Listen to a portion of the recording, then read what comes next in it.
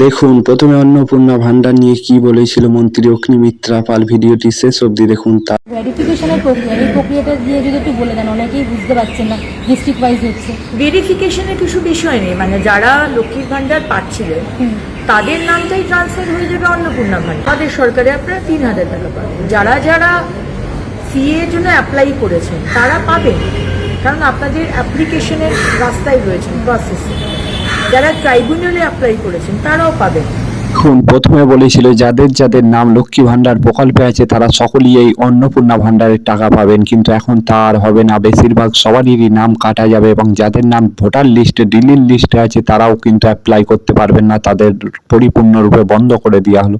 দেখুন কি বলছে পরবর্তীতে। আপনি অসত্য কথা বলবেন, আপনার 4 চাকা গাড়ি আছে কিন্তু আপনি বললেন আপনার গাড়ি নেই, তার যদি ইনকাম ট্যাক্স ফাইল থাকে তাহলে সে নিশ্চয়ই পাবেন না।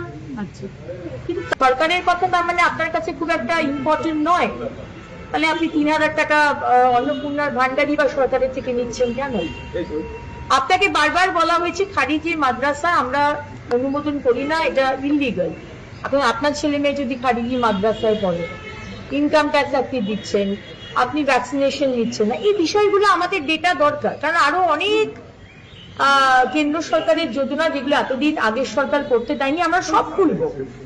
সুতরাং ডেটাগুলো আসুন এবং মাননীয় মুখ্যমন্ত্রী বলেছেন 3rd of June আমরা শুরু করব, টাকাটা ডাইরেক্ট ডিবিটির মাধ্যমে আপনাদের কাছে পৌঁছে যাবে এবং নবান্ন থেকে সেদিনকে আমরা অফিসিয়ালি 5-6 জন মহিলাকে আমরা হাতে দেব।